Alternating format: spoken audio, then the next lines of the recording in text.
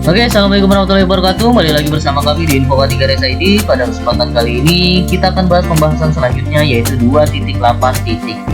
Sebelumnya, di video sebelumnya kita sudah bahas terkait dengan supervisi. Nah, di 2.8.2 kita akan bahas terkait pemantauan ataupun monitoring. Nah, pasti banyak nih teman-teman yang bingung nih, apa sih bedanya 281 dan 282? Apa sih bedanya supervisi dan monitoring? Oke, di video kali ini kita akan mencoba membreakdown dan mencari jawabannya teman-teman. Sebelumnya kita coba baca dulu pokok pikirannya. Oke, PJUKM wajib melakukan pemantauan dalam upaya pelaksanaan kegiatan UKM sesuai dengan jadwal yang sudah disusun. Oke, untuk mengambil langkah tindak lanjut perbaikan. Kita langsung baca ke pokok pikiran. Jadi di sini sudah jelas nih teman-teman, dari awal tuh dia ada satu kata yang selalu konsisten, yaitu perbaikan.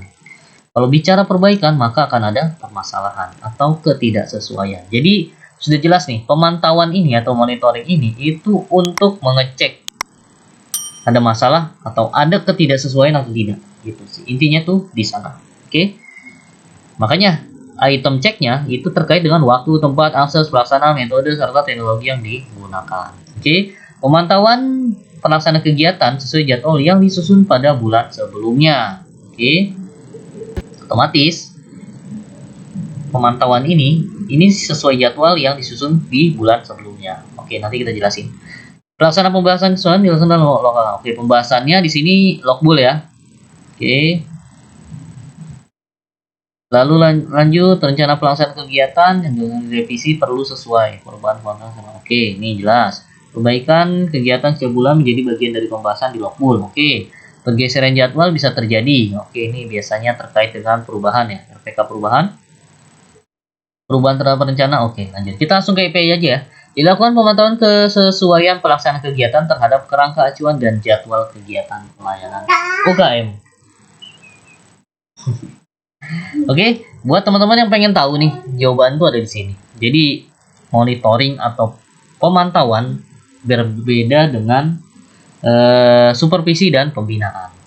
Jadi teman-teman sudah dijelaskan sebelumnya terkait dengan pembinaan, supervisi, dan monitoring. Lagi-lagi coba saya jelaskan, kalau monitoring ini bisa berbentuk pertemuan atau tidak. Oke. Kenapa? Karena monitoring ini dilakukan oleh PJUKM terhadap pemegang program. Oke, itu poin 1. Jadi PJUKM bisa melaksanakan monitoring dalam bentuknya pertemuan, jadi dipanggil, ataupun dia tidak memanggil, jadi langsung kerjakan dalam tas kerja gitu. Oke. Lalu yang kedua, dilakukan setelah program membuat laporan bulanan. Oke. Kenapa saya bilang dilakukan setelah program membuat laporan bulanan gitu? Kenapa? Karena dari monitoring inilah si PJUKM akan mengecek kesesuaian antara jadwal, sasaran, waktu, tempat dengan KAK-nya gitu. Otomatis monitoring ini dilaksanakan setelah kegiatan selesai, teman-teman. Oke, jadi kalau pembinaan sebelum kegiatan, supervisi ini saat kegiatan, monitoring setelah kegiatan, gitu. Agar apa sih? Agar bisa kita temukan masalahnya, bisa kita temukan ketidaksesuaiannya. Itu sesuai dengan pokok pikiran yang disebutkan tadi. Oke, intinya adalah monitoring ini untuk meminimalisir permasalahan dan ketidaksesuaian pada suatu kegiatan. Intinya di situ, teman-teman. Oke. Makanya di sini disebutkan logbook. Kenapa gitu? Jadi contoh kita anggap vitamin A gitu. Vitamin A, bulan vitamin A dilaksanakan pada tanggal 1 sampai 20 di bulan Oktober kemarin ya. Nah, di bulan selanjutnya atau setelah kegiatan tersebut berlangsung, silahkan PJUKM mengecek item cek monitoringnya, yaitu pertama, apakah si kegiatan bulan vitamin A ini dilaksanakan sesuai waktu yang sudah dibuat pada KAK 1 sampai 20 Februari, 1 sampai 20 Oktober? Kalau jawabannya iya, berarti sesuai. Oke, yang kedua, apakah tempatnya sesuai dengan yang disebutkan di dalam KAK, yaitu di posyandu? Berarti kalau sesuai. Lalu untuk akses sasaran, apakah akses sasarannya sudah sesuai? Seperti yang kita tahu, kalau vitamin A itu dari 6 bulan sampai 59 bulan ya. Apakah sasarannya sudah tepat? Apakah aksesnya, sasarannya mudah menjangkaunya? Gitu. Apakah sasaran mudah mendapatkan vitamin A itu? Gitu. Itu silakan Cek. Lalu yang ketiga, nah apakah pelaksananya sudah melaksanakannya dengan benar? Gitu. Dan yang terakhir, bagaimanakah metode yang dilakukan? Apakah sudah efektif atau belum? Untuk metode itu biasanya kita ngelihat dari laporan bulanan. Apakah capaiannya sudah tercapai atau belum? Gitu. Jadi kita lihat ini sudah berapa persen dari 10.000 orang sudah berapa persen tercapai. Gitu. Nah jadi ini dilakukan oleh PJ UKM gitu. Makanya kenapa si monitoring ini bisa dilakukan dalam bentuk pertemuan atau tidak? Karena ya monitoring tidak mesti ketemu. Dengan melihat hasil supervisi kegiatan aja kita bisa melaksanakan monitoring. Apakah kegiatan tersebut sudah sesuai dengan KAK atau belum? Itu bisa kita lihat dari monitoring gitu. Jelas gak ya? Jelas ya? Untuk formulirnya sendiri kayaknya teman-teman tinggal googling aja sih, karena ada banyak tuh formulir monitoring gitu. Kita lanjut aja ke ininya ya, elemen penilaiannya. Nanti kita coba cek apakah ada formulir monitoring di Google. Oke, dilakukan pemantauan kesesuaian pelaksana kegiatan terhadap KK. Inilah inti monitoring tuh ya kita cek kayak audit juga, kayak supervisi juga, tapi lebih ke KK dan jadwal kegiatan. Intinya tuh di situ monitoring. Makanya monitoring baru bisa dilaksanakan setelah kegiatan itu berjalan gitu. Oke. Kalaupun kegiatan itu tidak berjalan atau belum berjalan, otomatis ya hasilnya jelek. Kenapa? Karena kegiatan tersebut tidak sesuai jadwal.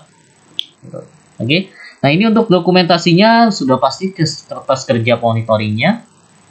Yang kedua, kalau ada undangan atau surat pemberitahuan itu juga bisa. Kalau KAK-nya ada, silakan lampirkan, dan jadwalnya silakan lampirkan. Gitu. Lalu yang kedua dilakukan pembahasan. Nah ini pembahasan silakan lakukan di logbook dan log3. Pastikan di notulennya ada kalimat pembahasan hasil pemantauan. Gitu. Pastikan ada di sana. Itu aja sih, gampang karena itu udah lolos pasti. Yang ketiga, PJUKM, Koordinator Pelayanan melaksanakan tindak lanjut. Oke, jadi hasil monitoring akan ada rekomendasi, di mana rekomendasi itu atau rencana tindak lanjut itu wajib dilakukan dan ditindaklanjuti. Ini hasil bukti pelaksanaan tindak lanjutnya. Oke, yang D, Kapus dan PJUKM melakukan penyesuaian rencana kegiatan berdasarkan hasil perbiakan dan pertimbangan penerapan masalah atau sasaran. Oke, ini misalnya di sini ada kegiatan-kegiatan yang ternyata butuh perubahan atau penyesuaian rencana.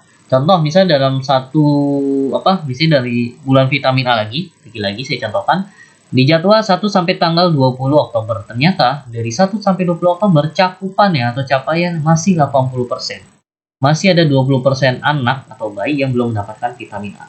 Gitu. Karena sudah lebih dari jadwal yang sudah ditentukan, otomatis akan ada penyesuaian kegiatan. Kenapa? Karena kita harus mengejar 20%-nya ini dapat diberikan vitamin A.